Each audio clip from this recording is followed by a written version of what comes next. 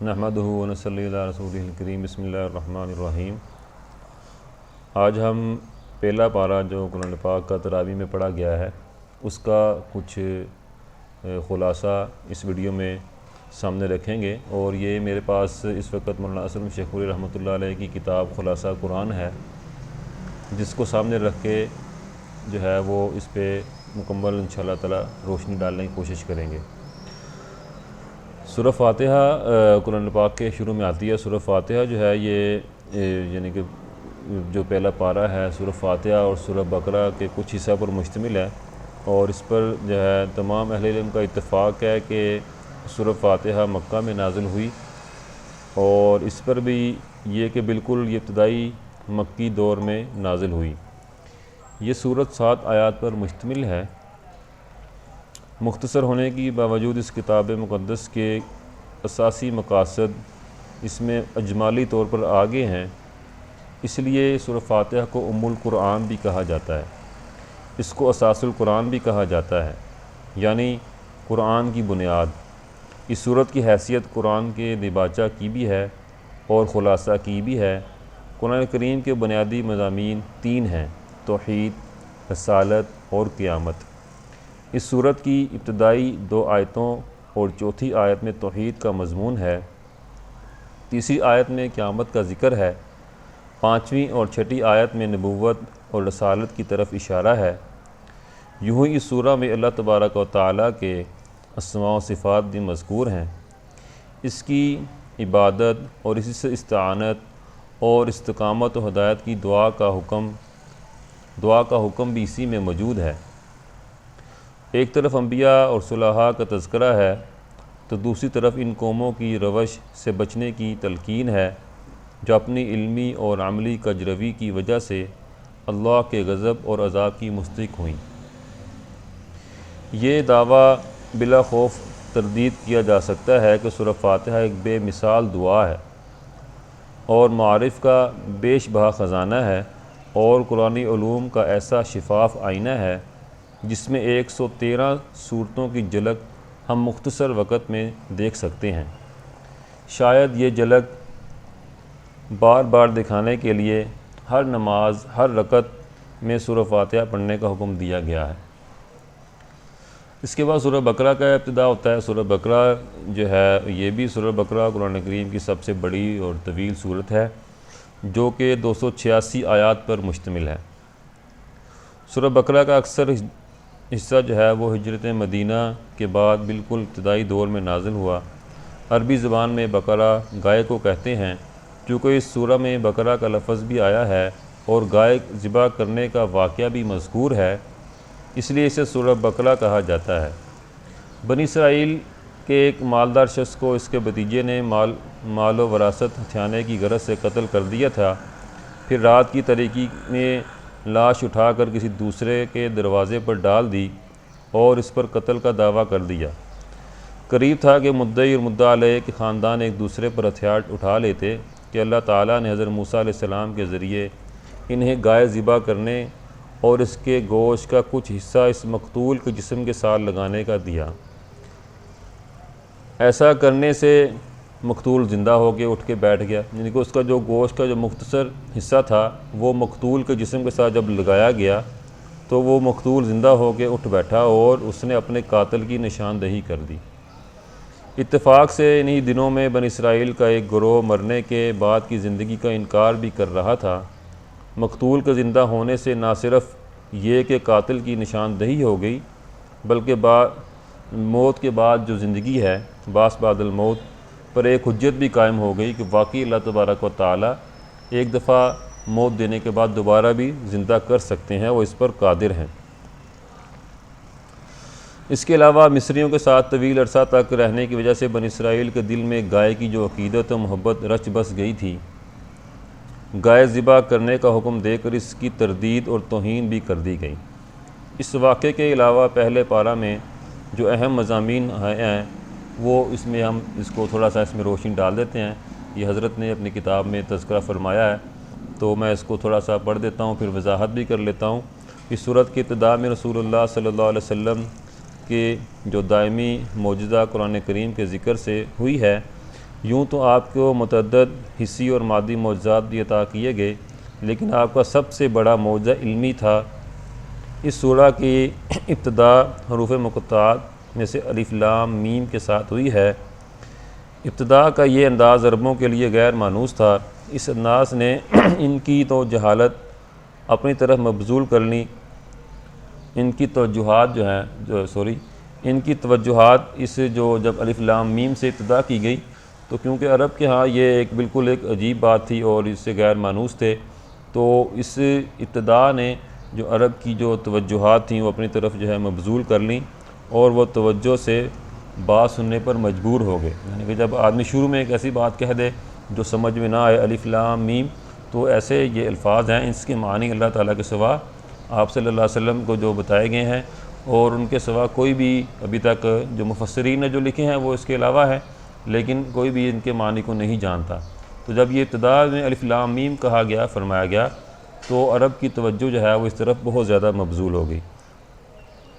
قرآن کریم کی جن صورتوں کا آغاز حروف مقطعات سے ہوا ہے، وہاں قرآن کریم کی عظمت و صداقت اور اعجاز و حقانیت کا تذکرہ بھی ہوا ہے، جس کی وجہ سے علماء کی ایک بڑی جماعت کی رائے یہ ہے کہ حروف لا کر حقیقت میں قرآن کو انسانی کاوش قرار دینے والوں کو چیلنج کیا گیا ہے۔ اگر واقعی قرآن حضرت محمد صلی اللہ علیہ وسلم کا خود ساختہ کلام ہے تو تم بھی ان حروف سے جنہیں تم شب و روز استعمال کرتے ہو ایسا ہی کلام بنا لو۔ تمہیں اپنی فصاحت و بلاغت اور زبان دانی پر بڑا ناز ہے، جس کی وجہ سے تم اپنے مقابلے میں سارے انسانوں کو عجم یعنی گونگے کہتے ہو، لیکن تاریخ گواہ ہے کہ نہ کل کے کافروں نے اس چیلنج کو قبول کیا، نہ آج کوئی قبول کرنے والا ہے، اور نہ ہی قیامت تک کوئی ایسے قبول کر سکے گا۔ پھر اگلا جو اس میں جو پوائنٹ ہے وہ یہ ہے، اس میں انسان کی 3 قسمیں ہیں، انسانوں کی 3 قسمیں بیان کی گئی ہیں، مومن ہے، کافر ہے اور منافق ہیں۔ مومنوں کی نمایاں صفات 5 ہیں: ایمان بالغیب، یعنی ان حقائق پر ایمان جن کا حواس سے ادراک نہیں کیا جا سکتا، جن کو دیکھا نہیں جا سکتا اور انسان اس کو محسوس نہیں کر سکتا، اس پر وہ ایمان لاتے ہیں، جیسے جنت ہے، دوزخ ہے، حشر ہے اور حساب کتاب وغیرہ وغیرہ۔ اور اقامت صلاح یعنی نماز قائم کرنا، یعنی نماز کو شروط و آداب کا لحاظ رکھتے ہوئے مستقل ادا کرتے رہنا۔ ادائے زکوٰۃ، قرآن کریم میں عام طور پر نماز اور زکوٰۃ کا اکٹھے ہی ذکر آیا ہے، کیونکہ نماز اللہ کا اور زکوٰۃ بندوں کا حق ہے، اور انسان کا ایمان اس وقت تک کامل نہیں ہو سکتا جب تک وہ دونوں قسم کے حقوق ادا نہ کر دے۔ ان تمام آسمانی کتابوں پر ایمان جو مختلف زمانوں میں انبیاء علیہ السلام پر نازل کی گئیں، اس کا تذکرہ کیا گیا ہے سورت میں۔ آخرت کی ایسی تصدیق جس میں شک کی کوئی ملاوٹ نہ ہو۔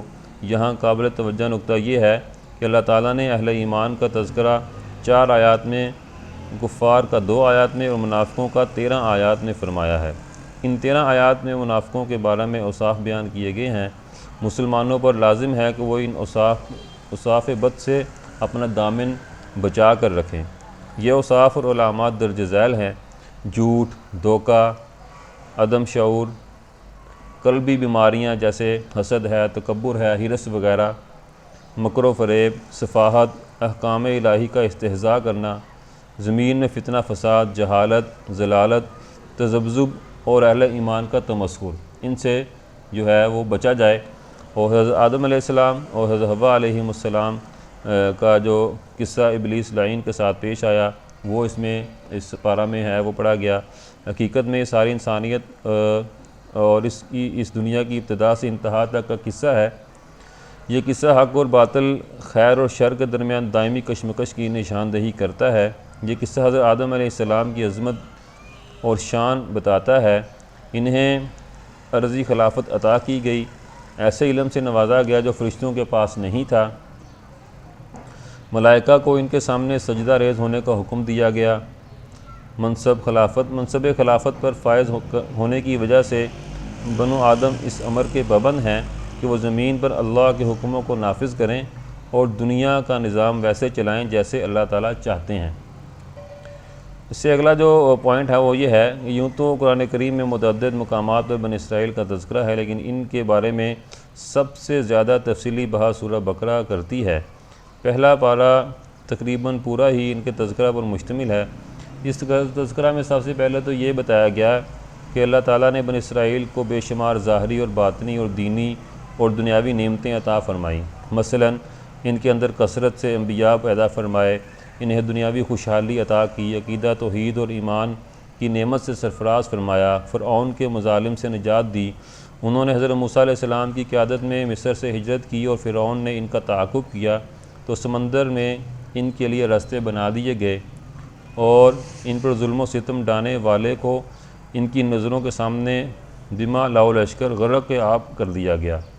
صحرائے سینا میں وہ بے سر و سامانی کے عالم میں تھے، ان کے کھانے کے لیے من و سلوہ کا اور سایہ کے لیے ٹھنڈے بادلوں کا انتظام فرما دیا گیا۔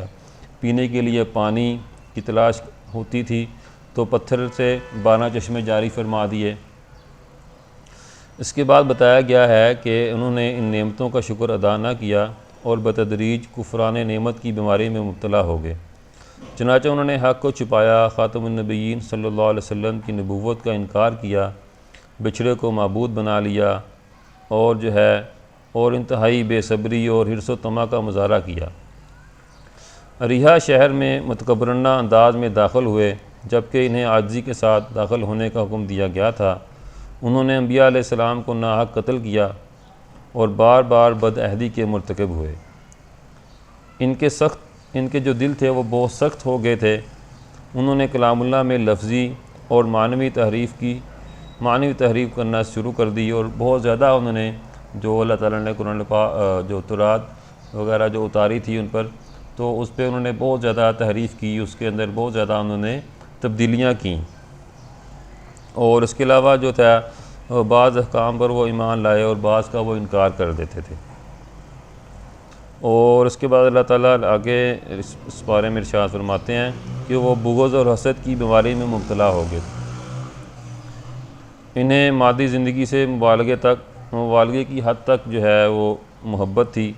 جو اللہ تعالیٰ کے مقرب فرشتے تھے ان سے وہ بالکل بیزاری کا اظہار کرتے تھے اور بزیادہ تر جادو وغیرہ اور کہانت میں وہ دلچسپی رکھتے تھے۔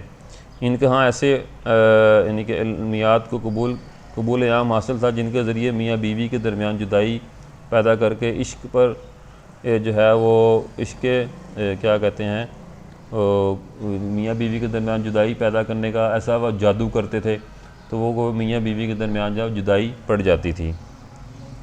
اور اس کے علاوہ جو ہے اس بارے میں وہ بڑے وثوق سے کہتے تھے کہ جنت میں صرف وہی جا سکتا ہے جو یہودی ہے، اور یہی دعویٰ نصارہ بھی کرتے تھے۔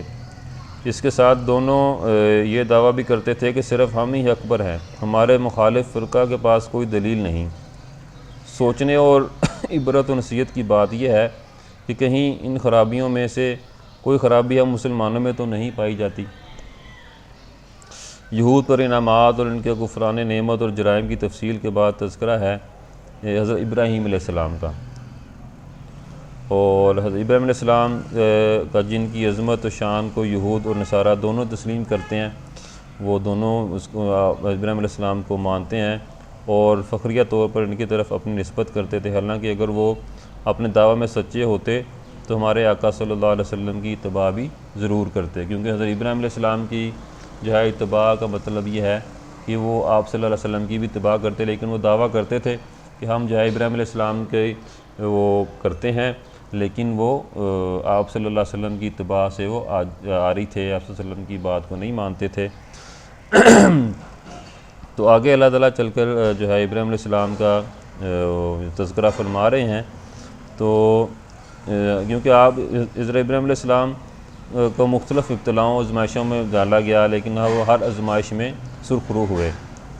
والد کی بت پرستی سے بیزاری کا معاملہ ہے، پھر آگے تذکرہ ہے قوم سے ٹکراؤ ہوا، نمرود سے بحث و مباحثہ کا مرحلہ آیا، اور آگے ابراہیم علیہ السلام کے بارے میں یہ بھی اس میں تذکرہ ہے آگ میں ڈالے جانے اور وطن سے ہجرت کا، اور بیوی اور بچے کو بے آب ہو گیا وادی میں چھوڑنے کا حکم، جو ابھی جو ہے وہ خانہ کعبہ کا یعنی کہ پوری اس کے اندر پوری کہانی کا ابتدا ہوا۔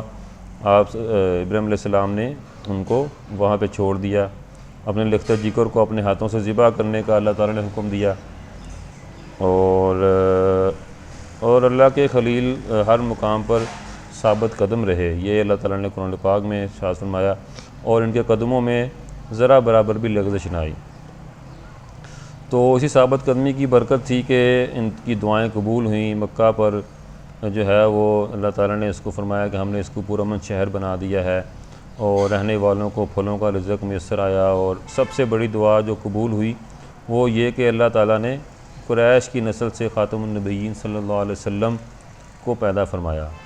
حضرت خلیل حضرت ابراہیم علیہ السلام کے جو یعنی کہ آپ کے جو آگے ان کی فضیلت کا بیان ہے، معاصر اور مفاخر بیان کرنے کے بعد اللہ تعالیٰ فرماتے ہیں کہ ملت ابراہیمی سے وہی شخص اعراض کر سکتا ہے جو شقی، احمق اور خواہشات کا غلام ہو۔ یہود و نصارہ واقعی ایسے تھے جو حضرت ابراہیم علیہ السلام کی طرف اپنی نسبت تو کرتے تھے، لیکن ان کی جو تعلیمات تھی ان پر عمل نہیں کرتے تھے، مگر ان کا زعم باطل یہ تھا کہ نجات حقیقت کی نجات جو ہے وہ حنفیت کی اتباع میں نہیں ہے، بلکہ یہودیت اور نصرانیت کی اتباع میں ہے۔ یعنی کہ وہ حضرت ابراہیم علیہ السلام کی مذہب کو مانتے تو تھے، لیکن اس کی یعنی کہ عملی طور پہ اس کو اپنی زندگی میں نہیں لے کے آتے تھے، پھر بھی وہ یہودیت اور نصرانیت کی اتباع کرتے تھے۔ اللہ تعالیٰ نے اپنے نبی کو حکم دیا کہ آپ انہیں حنفیت یعنی دین اسلام کی طرف دعوت دیں، جو کہ تمام انبیاء کا دین ہے۔ اگر وہ آپ کی دعوت قبول کر لیں تو ہدایت پا جائیں گے، اور اگر قبول نہ کریں گے تو ان کا انکار اور گمراہی کسی دلیل کی بنا پر نہیں ہوگا، بلکہ ضد اور عناد کی بنا پر ہوگا۔ تو آپ انہیں عناد کی گندگی میں پڑا رہنے دیں، اللہ تعالیٰ ان سے نمٹ لے گا۔ اور آگے ارشاد فرمایا ہے اللہ تعالیٰ نے، اگر یہود و نصارہ بھی اسی طرح ایمان لے آئیں جس طرح تم ایمان لائے ہو تو یہ ہدایت پا جائیں گے۔ یہ اس پارے کے بالکل آخر میں اللہ تعالیٰ فرما رہے ہیں۔ اور آگے اللہ تعالیٰ فرماتے ہیں، اگر وہ منہ موڑتے ہیں تو اس پر تعجب نہ کریں، کیونکہ ضد اور مخالفت ان کی عادت ہے۔ تو یہ تو یہود اور نصارہ جو ہے وہ ضدی اور بالکل انتہائی زیادہ، وہ آپ صلی اللہ علیہ وسلم کے زمانے میں بھی بہت زیادہ یعنی کہ واضح یعنی کہ معجزات آنے کے بعد بھی انہوں نے آپ صلی اللہ علیہ وسلم کی بات کو نہیں مانا تھا۔ تو یہ ان کی عادت ہے، اور اگر انہوں نے شرارت کرنے کی کوشش کی تو اللہ تعالیٰ ان قریب ان سے نمٹ لے گا، اور وہ بڑا سننے والا اور بڑا جاننے والا ہے۔ تو یہ پہلا اس پارہ کا جو خلاصہ قرآن تھا میں نے آپ کے سامنے پیش کیا۔ تو انشاءاللہ ہم یہ کوشش کریں گے کہ یہ سلسلہ جاری رکھیں، اور آپ حضرات کو ہم قرآن کریم کی جو برکات ہیں ان سے مستفید ہونے کے لیے ہم سب مل کے اس پہ عمل کرنے کے لیے بار بار ان کو پڑھیں کہ اللہ تعالیٰ قرآن پاک میں ہم سے کیا ارشاد فرما رہے ہیں، اللہ تعالیٰ کا کیا حکم ہے۔ ہم روزانہ تراویح میں ہم قرآن پاک سنتے ہیں، حافظ صاحب پڑھ دیتے ہیں، تو لازمی ہے کہ ہم اس کا تھوڑا سا ترجمہ دیکھ لیا کریں، اس کا تھوڑا سا خلاصہ دیکھ لیا کریں۔ جیسے میں نے آپ کے سامنے آج پہلے پارہ کا خلاصہ رکھا، تو انشاءاللہ کوشش کریں گے کہ ہم روزانہ ہی ایک ایک پارہ کر کے پورے قرآن کریم کا خلاصہ آپ کے سامنے رکھیں۔ اور جو میرے پاس جو مین جو سورس ہے وہ حضرت مولانا اسلم شیخ پوری رحمۃ اللہ علیہ کا خلاصہ قرآن ہے۔ زیادہ تر میں اسے دیکھتا ہوں، پھر ترجمہ بھی دیکھ لیتا ہوں، کچھ تفسیر بھی دیکھ لیتا ہوں۔ تو جو بھی کوشش کر کے مطالعہ کر کے میں آپ کے سامنے انشاءاللہ اس کو پیش کرتا رہوں گا۔ بہت شکریہ، جزاک اللہ۔ السلام علیکم و رحمۃ اللہ۔